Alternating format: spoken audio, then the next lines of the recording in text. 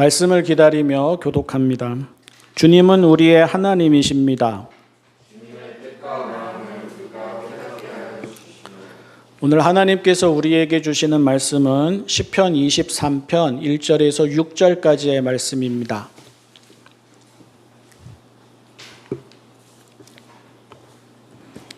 세번역 성경 816쪽 시편 23편 1절에서 6절까지의 말씀입니다. 주님은 나의 목자시니 내게 부족함 없어라. 나를 푸른 풀밭에 누이시며 쉴 만한 물가로 인도하신다. 나에게 다시 새 힘을 주시고 당신의 이름을 위하여 바른 길로 나를 인도하신다. 내가 비록 죽음의 그늘 골짜기로 다닐지라도 주님께서 나와 함께 계시고 주님의 막대기와 지팡이로 나를 보살펴 주시니 내게는 두려움이 없습니다. 주님께서는 내 원수들이 보는 앞에서 내게 잔치상을 차려주시고 내 머리에 기름 부으시어 나를 귀한 손님으로 맞아주시니 내 잔이 넘칩니다. 진실로 주님의 선하심과 인자하심이 내가 사는 날 동안 나를 따르리니 나는 주님의 집으로 돌아가 영원히 그곳에서 살겠습니다. 아멘.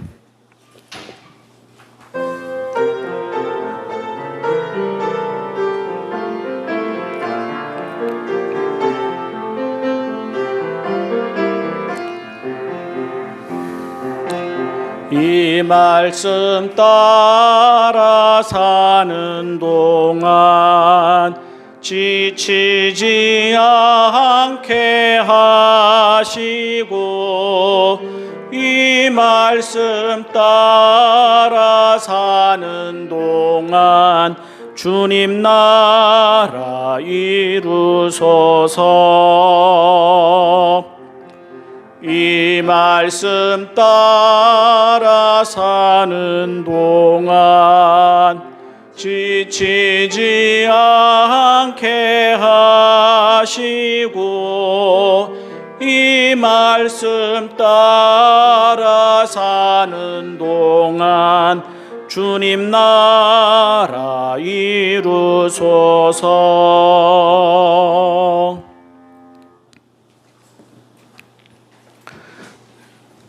온실 속의 화초라고 하지요. 자라면서 참 많이 들었습니다. 텔레비전이나 신문에서도 꽤 많이 나온 말이고요. 좋은 의미로 사용되지는 않았습니다. 편안하고 안전하게만 자라나서는 어려운 상황을 이겨내지 못한다는 뜻입니다. 온실이라는 최적의 조건에서 자라면 온도 적당하지, 햇볕 적당하지, 물 적당하지, 흙 적당하지, 바람 적당하지, 잘 자라지 못할 이유가 없고 곱게 자라지 못할 이유가 없습니다. 하지만 상황이 바뀌면 어떻게 되겠습니까? 꽃도 나무도 풀도 바람도 겪고 비도 겪고 뜨거운 햇볕도 겪고 가뭄도 겪고 추위도 겪으면서 자라나야 합니다. 그래야 상황이 갑자기 바뀌더라도 쉽게 죽지 않고 건강하고 튼튼하게 생명을 지켜냅니다. 요즘은 이런 말이 잘 들리지 않습니다. 제 기억에도 최근 몇 년 동안 온실 속의 화초라는 말을 들어본 적이 없습니다. 어쩌면 어렵고 불편한 것은 다 피하고 사는 것을 좋은 인생이라 여기기 때문일 수도 있습니다. 고생이라는 말은 부정적으로만 사용되고 최적의 조건에서 편안히 누리기만 하는 삶은 긍정적으로만 사용됩니다.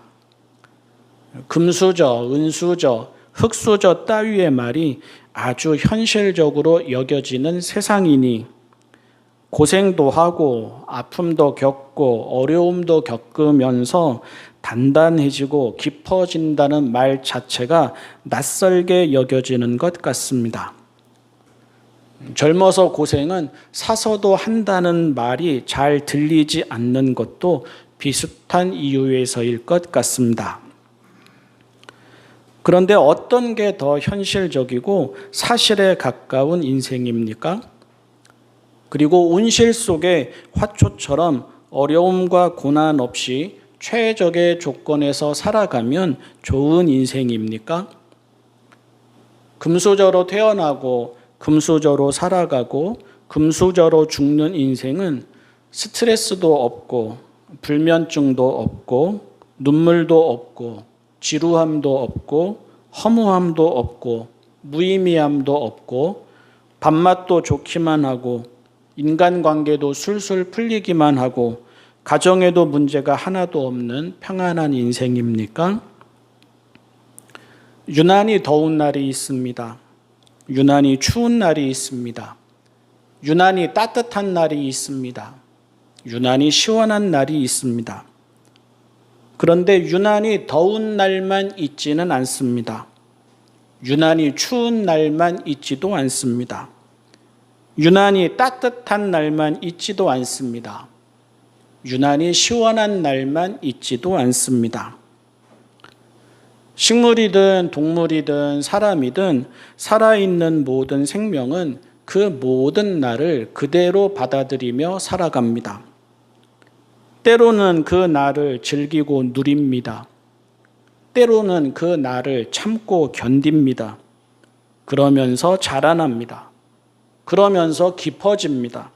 그러면서 단단해집니다. 그러면서 살아내는 힘을 키웁니다. 모든 인생이 그러합니다. 유난히 어려울 때가 있습니다. 유난히 순탄할 때가 있습니다. 유난히 흔들릴 때가 있습니다. 유난히 굳건할 때가 있습니다. 유난히 화려할 때가 있습니다. 유난히 초라할 때가 있습니다. 그런데 한쪽만 있지는 않습니다. 살다가 보면 안 될 일도 되는 날이 있는가 하면 될 일도 안 되는 날도 있습니다. 이러면 뭐가 되나 낙심하는 날이 있는가 하면 이런데도 되는구나 안도의 숨을 쉬는 날도 있습니다. 사람은 모두가 비슷한 무게를 감당하며 살아갑니다. 때로는 노래하고 즐거워하면서 그 날을 누립니다. 때로는 탄식하고 슬퍼하면서 그 날을 견딥니다. 그러면서 자라나고 그러면서 깊어집니다. 그러면서 겸손함을 배우고 그러면서 온유함을 배웁니다. 그러면서 버티는 힘이 생겨나고 그러면서 차분하게 바라보는 마음도 생겨납니다. 그러면서 산다는 게 무엇인지 배우고 무엇이 진짜 인생인지도 배웁니다. 드라마 나의 아저씨요. 명대사로 알려진 그 대사 중에 이런 부분이 있습니다. 건물이 바람에 흔들리는 것 같다는 말에 동훈이 밖에 나가서 건물을 유심히 살펴보다가 말합니다. 모든 건물은 외력과 내력의 싸움이야. 바람, 하중, 진동, 있을 수 있는 모든 외력을 따져서 그것보다 세게 내력을 설계하는 거지. 외력이 아니라 내력이 건물을 지탱합니다. 상황이 아니라 살아내는 힘이 생명을 지탱합니다. 예상하지 못한 일이 닥쳐도 좋은 일만 있지 않아도 건강하기만 하지 않아도 승승장구하지만은 않아도 그런 모든 무게를 담담히 받아들이며 형통할 때에는 감사하고 곤고할 때에는 기도하는 인생이 진짜 강한 인생입니다. 다윗을 보십시오. 다윗은 인생이 푸른 풀밭과 쉴만한 물가와 같아서 부족함이 없다고 하지 않습니다. 다윗은 인생이 죽음의 그늘 골짜기를 걷는 것 같아서 두렵다고도 하지 않습니다. 누구나와 마찬가지로 다윗의 인생에도 양면이 다 있습니다. 마냥 좋기만 하지도 않고 마냥 힘들기만 하지도 않습니다. 인생이 그렇듯이 다윗 또한 그 모든 날을 살아갑니다. 좋은 날은 좋은 날대로 기뻐하고 즐거워합니다. 힘든 날은 힘든 날대로 참고 견딥니다. 그러면서 겸손해집니다. 의연해집니다. 단단해집니다. 깊어집니다. 든든해집니다. 만사 형통이 다윗의 성공이거나 행복이 아닙니다. 다른 사람도 아닌 다윗입니다. 사랑받는 자라는 별명이 붙은 다윗입니다. 하지만 그에게도 죽음의 그늘 골짜기를 지나는 것과 같은 날이 있습니다. 다만 그것을 두려워하지 않고 참고 견디며 살아갑니다. 성공이라면 이것이 다윗의 성공입니다. 행복이라면 이것이 다윗의 행복입니다. 무엇보다 그러면서 하나님을 알아갑니다. 하나님이 목자이셔서 부족함이 없다고 합니다. 하나님이 함께 하셔서 두려움이 없다고 합니다. 좋은 날에는 좋은 날이어서 하나님이 새 힘을 주신다고 합니다. 힘든 날에는 힘든 날이어서 하나님이 보살펴 주신다고 합니다. 그러고 보면 하나님의 선하심과 인자하심이라는 말이 항상 좋은 날만 있게 된다는 말은 아닙니다.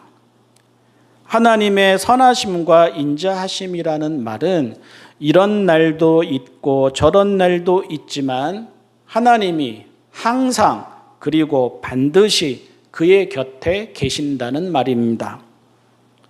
푸른 풀밭과 쉴만한 물가만 있지는 않지만 선하시고 인자하신 하나님이 그의 곁에 계십니다.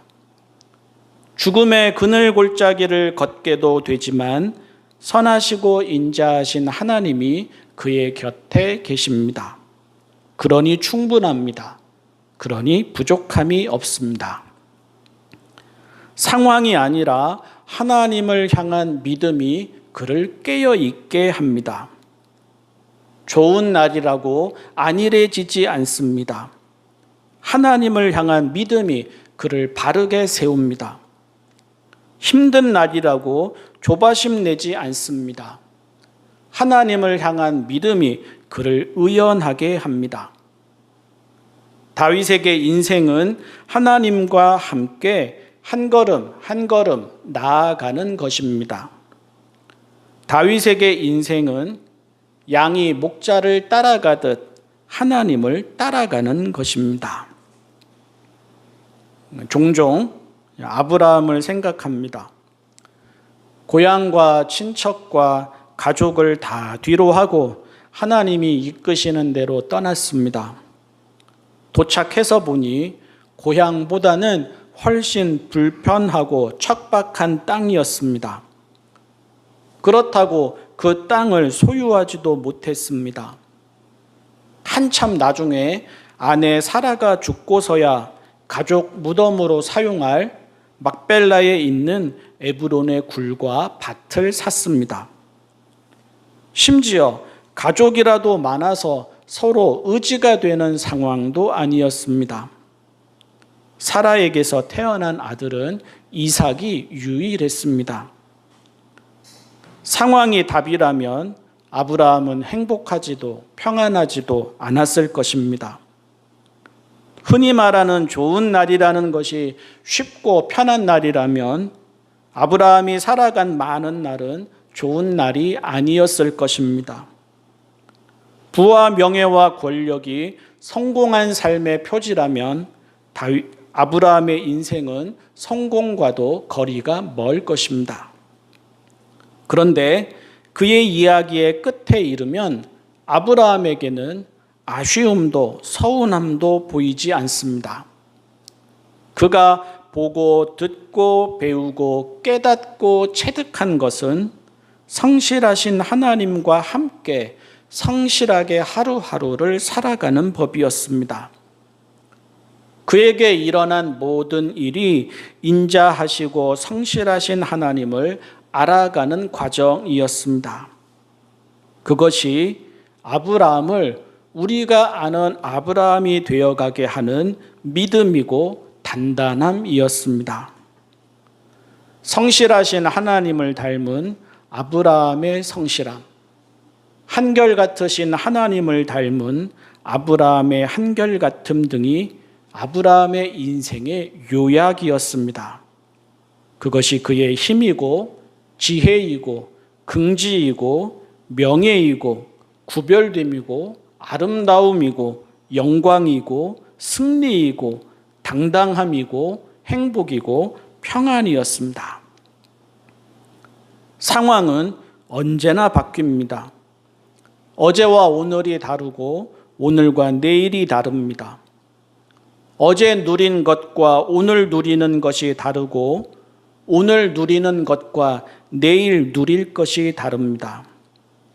그리고 인생은 상실의 과정이고 떠나보내는 과정이고 마침내는 내가 죽어 없어지는 과정입니다. 건강이 그러하고 젊음이 그러하고 힘이 그러하고 곁에 있는 사람이 그러하고 지위가 그러하고 이름이 그러하고 죽음이 그러합니다. 그것이 아쉬워서 인생이 허망하다고도 하고 그것이 두려워서 더 집착하게도 됩니다. 그것이 아쉬워서 어제와 오늘을 비교하며 섭섭해하기도 하고 그것이 두려워서 아직 오지 않은 내일을 걱정하며 불안해하기도 합니다. 하지만 상황의 변화는 살아있는 모든 생명에게 일어나는 일입니다. 식물도 동물도 그러하고 사람도 예외가 되지 않습니다. 누구도 그 무게를 피하지 못합니다. 인생의 지혜는 그 무게가 없어지기를 바라는 것이 아닙니다. 인생의 지혜는 그 무게를 감당하게 하는 충분함이 무엇인지를 아는 것입니다. 그리고 다윗은 그 충분함을 하나님에게서 본 것입니다. 살아있는 날 동안 모든 것이 바뀌고 달라지겠지만 하나님의 선하심과 인자하심은 반드시 그와 함께 할 터이니 하나님만 신뢰하고 하나님만 따르면 된다는 것이 다윗이 부족함이 없다고 다윗이 충분하다고 고백하고 노래하는 이유입니다. 이것이 다윗의 단단함이고 깊이이고 의연함이고 살아내는 힘입니다. 사랑하는 성도 여러분, 온갖 일이 일어나는 인생, 우리를 살아가게 하는 힘과 지혜는 무엇입니까? 살아온 날만큼 깊어지게 하고 살아갈 날만큼 깊어지게 할 힘과 지혜가 우리에게는 있습니까? 그것에 따라 우리의 인생이 상황에 따라 너리뛰는 인생인지 아니면 상황을 넘어서 평안을 누리는 인생인지가 결정될 것입니다. 기도하겠습니다. 사랑의 하나님 아버지, 온갖 일이 일어나는 세상에서 저희의 마음과 믿음을 잘 지키게 하여 주십시오. 상황을 노래하지 말고 하나님을 노래하게 하시고 이런 일도 저런 일도 더 단단해지고 든든해지고 깊어지고 차분해지고 지혜로워지고 의연해지고 신실해지는 기회로 삼게 하여 주십시오. 마침내는 하나님으로 충분함을 깨닫고 경험하고 고백하게 하여 주십시오. 우리 주님 예수님의 이름으로 기도합니다. 아멘.